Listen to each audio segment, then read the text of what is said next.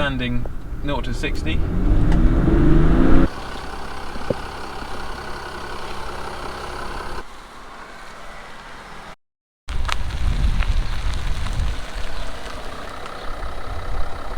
Well, good morning and welcome back to the channel. Today we've got the new 2021 Land Rover Defender on the farm, and I'm going to drive it around the farm, see what it's like, to see if it's capable of being a farm vehicle, as well as also being a car, which is what it's being advertised as at the moment. On the front here, nice new styling. It's very modern, very contemporary British, but it's also futuristic. We've got some LED lights, and on the top here we've got some checker plating, which I was a little bit disappointed is actually plastic, which you know, if you were going to perhaps put something on the bonnet, as off-roaders do, or are supposed to, you wouldn't really want to damage it, and you wouldn't want, you know, to be ruining the lovely bonnet scoop. So perhaps something for the aesthetics there, just so that it looks nice. If we move further back, in the cab we've got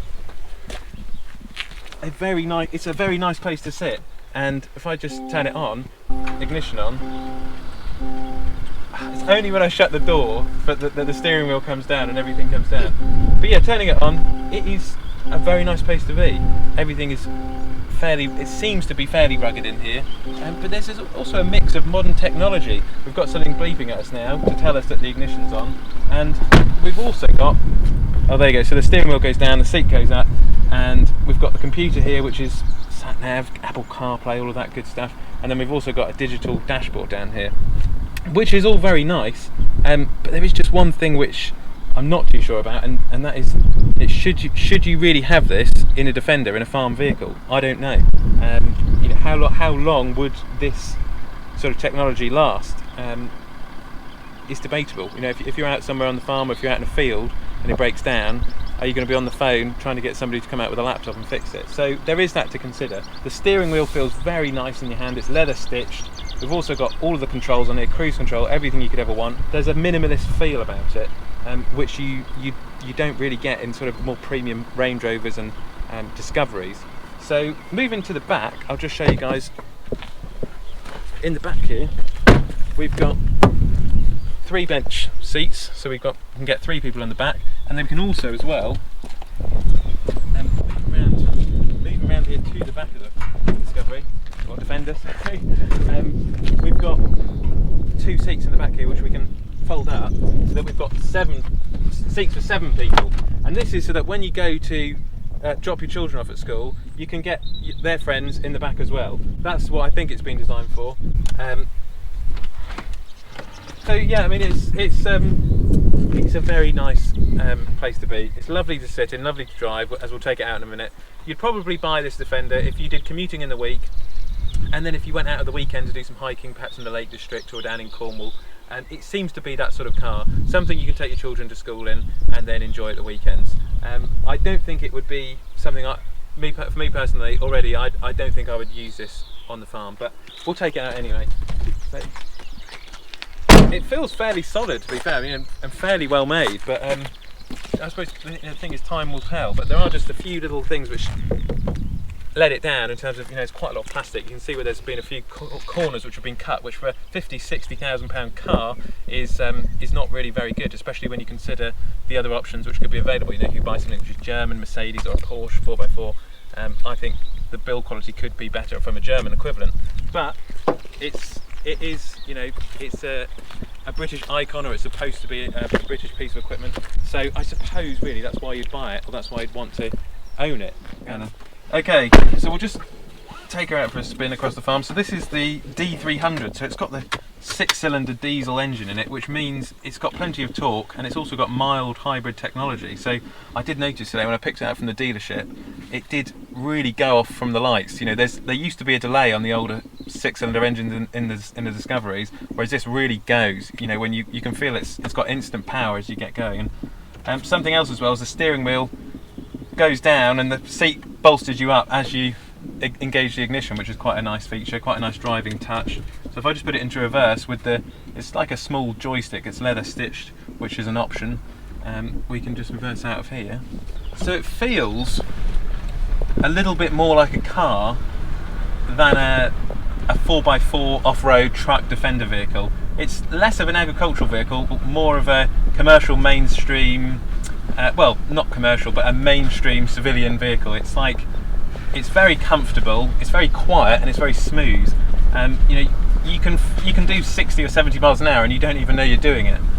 Whereas, you know, in an older agricultural Defender, you would really know that you were doing 70 miles an hour. So we'll just whip it off-road here. So if we can change grass mud ruts, which is what will go in just through this potato track here. So we're in mud ruts now, and what that's going to do is it's going to select a program which will change the power from the wheel. So as we're going through these mud ruts, it's going to scrap for grip, and it's capable. It is capable.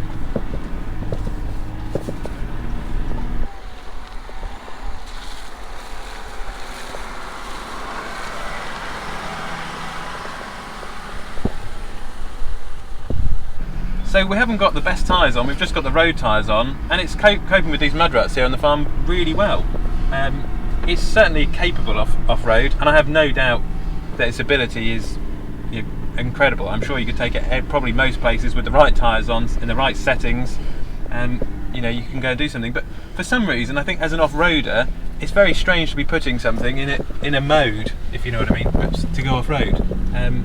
I mean, surely if it's an off-roader, it should just be capable. You wouldn't need to put it into something in order to go off-road. Maybe if there was an automatic mode, that might be better.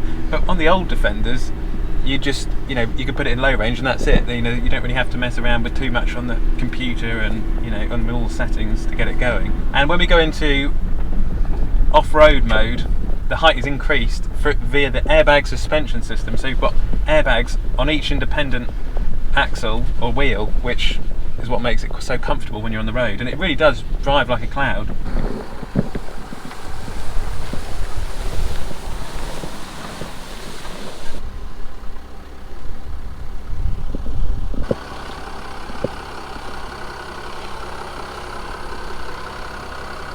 Okay, so we've just come out here onto a country road, and I'm just going through the settings on the computer, and it's very responsive. You've got a lot of interesting information. We've got low traction launch, vehicle dimensions, voice control, and then also in my rear view mirror up here, if I just flick the switch, it's gone to digital, so I can just see the car which has gone past us.